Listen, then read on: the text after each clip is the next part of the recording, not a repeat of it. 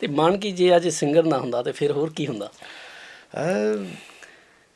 ਮੇਰੇ ਖਿਆਲ ਨਾਲ ਮੈਂ ਅੱਜ ਵੀ ਵੈਸੇ ਮੈਂ ਸਟੇਜ 'ਤੇ ਆਪਣੇ ਆਪ ਨੂੰ ਟਰਾਈ ਕਰਦਾ ਹੁੰਦਾ ਕਿ ਮੈਂ ਸਿੰਗਰ ਬਣਾ। ਮੈਂ ਹਾਂਜੀ। ਕਦੀ ਇਹ ਨਹੀਂ ਕਹਿੰਦਾ ਸਿੰਗਰ।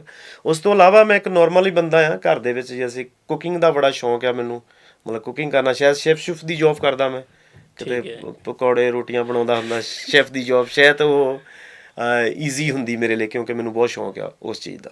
ਸੋ ਹਾਂਜੀ। ਜੇ ਸਿੰਗਰ ਨਾ ਹੁੰਦਾ ਸ਼ਾਇਦ ਕਿ ਉਹੀ ਸ਼ੌਂਕ ਸੀਗਾ, ਫਿਰ ਮੈਂ ਜੋਬ ਉਹੀ ਲੱਭਣੀ ਸੀਗੀ। ਬਿਲਕੁਲ ਜੀ। ਹਾਂਜੀ। ਤੇ ਤੁਸੀਂ ਜਿੱਦਾਂ ਦੁਨੀਆ ਦੇ ਵੱਖਰੇ ਵੱਖਰੇ ਦੇਸ਼ਾਂ 'ਚ ਘੁੰਮਦੇ ਰਹਿੰਦੇ ਹੋ, ਇੱਥੇ ਵੈਨਕੂਵਰ ਆਣ ਕੇ ਕੀ ਮਹਿਸੂਸ ਕਰਦੇ ਹੋ ਕਿ ਹਿੰਦੁਸਤਾਨ ਦੇ ਵਿੱਚ ਜਿਹੜਾ ਪੰਜਾਬੀ ਵਿਰਸਾ ਅਲੋਪ ਹੋ ਰਿਹਾ, ਅਤੇ ਵੈਨਕੂਵਰ ਦੇ ਵਿੱਚ ਤੁਸੀਂ ਕੀ ਸਮਝਦੇ ਹੋ ਕਿ ਪੰਜਾਬੀ ਵਿਰਸੇ ਨੂੰ ਲੋਕਾਂ ਨੇ ਸਾਂਭਿਆ, ਪੰਜਾਬੀ ਬੋਲੀ ਨੂੰ ਸਾਂਭਿਆ ਹੋਇਆ? ਬਿਲਕੁਲ ਜੀ। ਅਗਰ ਮੈਂ ਸਾਰੇ ਜਿੰਨੇ ਵੀ ਮੇਰੇ ਭੈਣ ਭਰਾ ਜਿੰਨੇ ਵੀ ਸੁਣ ਰਹੇ ਟੇਲੀ ਨੂੰ, ਮੈਂ ਤਾਂ ਇਹੀ ਕਹਿ ਸਕਦਾ ਅਗਰ ਕੋਈ ਕਲਚਰ ਜਾਂ ਆਪਣੇ ਵਿਰਸੇ ਨੂੰ ਸੰਭਾਲਿਆ ਤਾਂ ਉਹ ਡੈਫੀਨੇਟਲੀ ਵੈਨਕੂਵਰ ਦਾ ਪਾਰਟ ਇੱਕ ਸਰੀ ਸਪੈਸ਼ਲੀ, ਕਿ ਜਿੱਥੇ ਮੈਂ ਆਣ ਕੇ ਪੰਜਾਬੀ ਦੇ ਸੈਨ ਦੇਖਦਾ। ਸ਼ਾਇਦ ਸਾਨੂੰ ਪੰਜਾਬੀ ਦੇ ਸੈਨ ਹਿੰਦੁਸਤਾਨ ਦੇ ਵੀ ਕਿਸੇ ਹਿੱਸੇ 'ਚ ਨਹੀਂ ਮਿਲਣਗੇ, ਜਦ ਕਿ ਅਸੀਂ ਪੰਜਾਬੀ ਜਿਹੜੇ ਹਿੰਦੁਸਤਾਨ ਦਾ ਹਿੱਸਾ ਹੈ ਇੱਕ। ਹਾਂਜੀ। ਤੁਸੀਂ ਸ਼ਾਇਦ ਪੰਜਾਬ ਦੇ ਵਿੱਚ ਵੀ ਬਹੁਤ ਘੱਟ ਆ ਸੈਨ। ਆਪਣੇ ਵੀ ਦੇਖ ਲਓ ਕਿ ਉੱਥੇ ਹਿੰਦੀ ਇੰਗਲਿਸ਼ ਤੋਂ ਇਲਾਵਾ ਇੱਕ ਨਾਲ ਪੰਜਾਬੀ ਆ। ਹਾਂਜੀ। ਸੋ ਇੱਕ ਵੈਨਕੂਵਰ ਦੇ ਵਿੱਚ ਤੁਸੀਂ ਮੇਰੇ ਖਿਆਲ ਨਾਲ ਸੈਕੰਡ ਲੈਂਗੁਏਜ ਵੀ ਖਰਿਆ ਇੱਥੇ ਮੈਂ ਸੁਣਿਆ ਸੀਗਾ ਕਿ ਸੈਕੰਡ ਲੈਂਗੁਏਜ ਦੇ ਤੌਰ 'ਤੇ ਬਹੁਤ ਅਸੀਂ। ਵੱਡੀ ਗੱਲ। ਹਾਂਜੀ। ਸੋ ਇਹ ਆਪਣੇ ਆਪ ਸਾਰਿਆਂ ਨੂੰ ਮਾਣ ਵਾਲੀ ਗੱਲ ਆ ਕਿ ਵੈਨਕੂਵਰ ਦੇ ਵਿੱਚ, ਅਤੇ ਇਸੇ ਗੱਲ ਨੂੰ ਮੈਂ ਮੁੱਖ ਰੱਖਦੇ ਕਹਿੰਦਾ ਕਿ ਡੈਫੀਨੇਟਲੀ ਵਿਰਸਾ ਇੱਥੇ ਹੈ ਵੈਨਕੂਵਰ ਦੇ ਵਿੱਚ, ਕੈਨੇਡਾ ਦੇ ਵਿੱਚ। ਠੀਕ ਕਿ ਹੈ। ਬੱਚੇ ਬਹੁਤ ਸਾਡੇ ਕਲਚਰ ਨਾਲ ਜੁੜੇ ਆ, ਪੰਜਾਬੀ ਜ਼ੁਬਾਨ ਬਹੁਤ ਅੱਛੀ ਬੋਲ ਰਹੇ ਆ। ਸੋ ਬਹੁਤ ਖੁਸ਼ੀ ਦੀ ਗੱਲ ਹੈ ਜੀ। ਹਾਂਜੀ। ਅਤੇ ਅਸੀਂ ਜਿੱਦਾਂ ਆਮ ਕਲਾਕਾਰਾਂ ਨਾਲ ਗੱਲ ਕਰਦੇ ਰਹਿੰਦੇ ਹਾਂ ਕਿ ਭਾਈ ਤੁਸੀਂ ਕਦੇ ਕਦੇ ਸਾਹਿਤਕ ਗੀਤ ਵੀ ਆਪਣੀ ਕੈਸਟ ਦੇ ਵਿੱਚ ਪਾ ਲਿਆ ਕਰੋ, ਅਤੇ ਉਹਨਾਂ ਦੀ ਕਹਿ ਦਿੰਦੇ ਸਾਡੀ ਮਜਬੂਰੀ ਆ ਕਿ ਸਾਡੇ ਪ੍ਰੋਡਿਊਸਰ ਜਿਹੜੇ ਆ ਉਹ ਕਮਰਸ਼ੀਅਲ ਹੈਗੇ ਆ, ਕਮਰਸ਼ੀਅਲ ਗੀਤ ਹੀ ਚਾਹੁੰਦੇ ਹੈਗੇ ਆ। ਅਤੇ ਕੋਈ ਤੁਹਾਡੀ ਵੀ ਇਹੋ ਜਿਹੀ ਮਜਬੂਰੀ ਹੁੰਦੀ ਹੈ ਕਿ ਨਹੀਂ?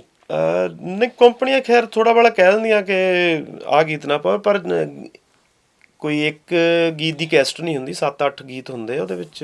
ਮੈਂ ਇੰਨਾ ਨਹੀਂ ਕਹਿ ਸਕਦਾ ਕਿ ਕੰਪਨੀ ਕਹਿ ਸਕਦੀ ਕਿ ਠੀਕ ਹੈ ਉਹਨਾਂ ਨੂੰ ਕਹਿ ਦਿਓ। ਮੇਰੇ ਨਾਲ ਵੀ ਹੁੰਦੀ ਆ। ਉਹਨਾਂ ਨੂੰ ਹਾਂਜੀ। ਮੈਂ ਕਹਿੰਦਾ ਨਾ ਜਿਹੜੇ 2-4 ਤੁਹਾਡੇ ਆਈਡੀਆ ਹੈਗੇ ਮੈਨੂੰ ਦੱਸੋ, ਜਿਹੜਾ ਤੁਸੀਂ ਕਹਿੰਦੇ ਕਿ ਇੰਨਾ ਟੇਪ ਵਿਕਣੀ ਆ। ਹਾਂਜੀ। ਪਰ ਉਹਦੇ ਵਿੱਚ ਮੈਂ ਹਮੇਸ਼ਾ ਆਪਣੇ ਜਾਂ ਪੰਜਾਬ ਨਾਲ ਸੰਬੰਧ ਜਾਂ ਆਪਣੇ ਕਲਚਰ ਨਾਲ, ਜੈਸੇ ਵਿਰਸਾ ਸੀ ਉਦੋਂ ਬਾਅਦ ਲੱਗੇ ਨਾ ਨਜ਼ਰ ਮੇਰੇ ਸੋਹਣੇ ਜਿਹੇ ਪੰਜਾਬ ਨੂੰ, ਮਤਲਬ ਮੈਂ ਇਹੋ ਜਿਹੀ ਕੋਸ਼ਿਸ਼ ਕਰਦਾ ਹੁੰਦਾ। ਉਹਨਾਂ ਨੂੰ ਮੈਂ ਇਹ ਕਹਿੰਦਾ ਨਾ ਤੁਸੀਂ ਇਹ ਸੋਚ ਲਓ ਕਿ 7 ਗਾਣੇ ਤੁਹਾਡੇ ਹੋ ਗਏ, ਹਾਂਜੀ। ਇਹ 8ਵਾਂ ਗਾਣਾ ਮੈਂ ਆਪਣੇ ਰੂਹ ਦੀ ਖੁਰਾਕ ਹੈ ਮੈਨੂੰ ਪਾਉਣ ਦਿਓ। ਸੋ ਨਾ ਨਹੀਂ ਕਰਦੇ, ਬਿਲਕੁਲ ਬਲੇਮ ਨਹੀਂ ਦੇ ਸਕਦੇ ਕੰਪਨੀ ਨੂੰ ਕਿ ਨਹੀਂ ਜੀ ਉਹਨਾਂ ਦੀ ਸਾਰੀ ਮਰਜ਼ੀ ਹੁੰਦੀ ਆ। ਬਹੁਤ ਮਾफ़ ਕਰਨਾ, ਕਈ ਸਿੰਗਰ ਇਹ ਵੀ ਆਣ ਕੇ ਕਹਿ ਦਿੰਦੇ ਆ ਮੇਰੇ ਵਰਗੇ, ਨਹੀਂ ਜੀ ਉਹ ਜਿਹੜੀ ਵੀਡੀਓ ਬਣੀ ਸੀ ਮੈਂ ਨਹੀਂ ਹੁੰਦਾ। ਪਤਾ ਹੁੰਦਾ ਸਿੰਗਰ ਨੂੰ ਕੀ ਹੋ ਰਿਹਾ। ਹਾਂਜੀ। ਸੋ ਸਾਰਾ ਕੁਝ ਮੈਂ ਖੁਦ ਇੱਕ ਵਾਰੀ ਮੇਰੀ ਵੀਡੀਓ ਬਣ ਰਹੀ ਸੀ, ਉਹਦੇ ਵਿੱਚ ਚਲੋ ਮੈਂ ਨਾਂ ਨਹੀਂ ਮੈਂਸ਼ਨ ਕਰੂੰਗਾ, ਮੇਰਾ ਬਹੁਤ ਅੱਛਾ ਵੀਡੀਓ ਡਾਇਰੈਕਟਰ ਰਿਹਾ। ਉਹਨੇ ਮੈਨੂੰ ਕਿਹਾ ਸੀਗਾ ਕਿ ਮੈਂ ਉਹਨੂੰ ਕਿਹਾ ਯਾਰ ਆਹ ਨਾ ਪਾ, ਇਹ ਵੀਡੀਓ ਨੂੰ ਮੈਂ ਆਪਣੀ ਫੈਮਿਲੀ 'ਚ ਵਿੱਚ ਬੈਠ ਕੇ ਨਹੀਂ ਦੇਖ ਸਕਦਾ, ਮੈਂ ਲੋਕਾਂ ਨੂੰ ਕੀ ਦਿਖਾ ਲੂੰਗਾ। ਬਿਲਕੁਲ। ਬਹੁਤ ਸੀਨ ਮੈਂ ਕਟਵਾਏ ਵੀ ਸੀ, ਪਰ ਫਿਰ ਵੀ ਉਹ ਥੋੜ੍ਹਾ ਬੜਾ ਹੋ ਗਿਆ ਸੀਗਾ।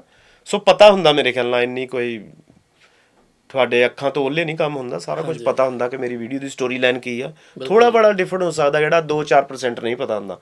ਮੋਸਟਲੀ 95 ਤੋਂ ਲੈ ਕੇ 99 ਤੱਕ ਪਤਾ ਹੁੰਦਾ। ਠੀਕ ਹੈ ਜੀ। ਅਤੇ ਜਿੰਨੇ ਵੀ ਤੁਸੀਂ ਗੀਤ ਗਾਉਂਦੇ ਹੈਗੇ ਆ, ਇਹਨਾਂ ਦਾ ਮਿਊਜ਼ਿਕ ਤੁਸੀਂ ਆਪ ਹੀ ਤਿਆਰ ਕਰਦੇ ਹੋ? ਨਹੀਂ ਜੀ, ਮਿਊਜ਼ਿਕ ਡਿਫਰੈਂਟ ਹੈਗੇ। ਮੈਂ ਮੋਸਟਲੀ ਇੰਗਲੈਂਡ ਦੇ ਜਿੰਨੇ ਵੀ ਪ੍ਰੋਡਿਊਸਰ ਉਹਨਾਂ ਨਾਲ ਸਾਰਿਆਂ ਨਾਲ ਕੰਮ ਕੀਤਾ ਮੈਂ। ਹਾਂਜੀ।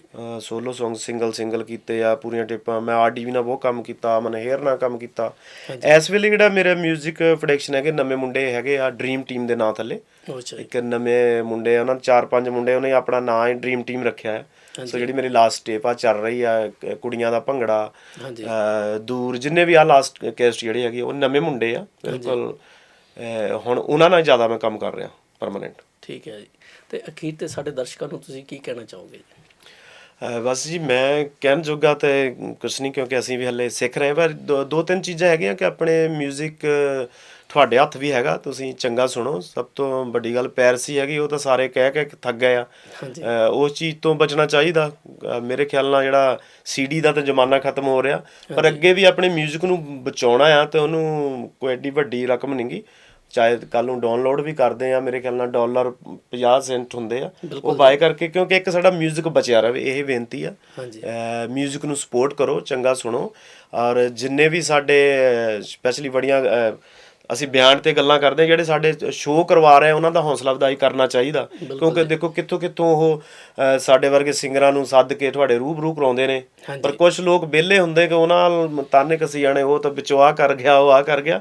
ਬਲਕਿ ਸਪੋਰਟ ਕਰਨੀ ਚਾਹੀਦੀ ਕਿ ਉਹਨਾਂ ਲੋਕਾਂ ਦਾ ਬਹੁਤ ਵੱਡਾ ਯੋਗਦਾਨ ਹੁੰਦਾ ਕਿ ਸਿੰਗਰਾਂ ਦੇ ਵੀਜ਼ੇ ਲਵਾਉਣੇ, ਉਹਨਾਂ ਨੂੰ ਰੱਖਣਾ, ਤੁਹਾਡੇ ਤੱਕ ਉਹਨਾਂ ਨੂੰ ਪਹੁੰਚਾਉਣਾ। ਸੋ ਉਹਨਾਂ ਦੀ ਨੋ ਕਿ ਉਹਨਾਂ ਦੀਆਂ ਗੱਲਾਂ ਦੀ ਬਜਾਏ ਕਿ ਸਪੋਰਟ ਕਰੋ, ਜਿੰਨੇ ਵੀ ਅੱਛੇ ਅਰੇਂਜਰ ਹੈਗੇ ਆ ਜਿਹੜੇ ਸ਼ੋਅ ਕਰਵਾ ਰਹੇ ਆ, ਉਹਨਾਂ ਦੀ ਸਪੋਰਟ ਕਰਨੀ ਚਾਹੀਦੀ ਸਾਰਿਆਂ ਨੂੰ। ਮਨਕੀਤ, ਤੁਹਾਡਾ ਬਹੁਤ ਬਹੁਤ ਧੰਨਵਾਦ ਸਾਡੇ ਸਟੂਡੀਓ 'ਚ ਆਉਣ ਲਈ ਤੇ ਸਾਡੇ ਦਰਸ਼ਕਾਂ ਨਾਲ ਇੰਨੀ ਜਾਣਕਾਰੀ ਸਾਂਝੀ ਕਰਨ ਲਈ। ਥੈਂਕ ਯੂ ਜੀ, ਸਤਿ ਸ਼੍ਰੀ ਅਕਾਲ।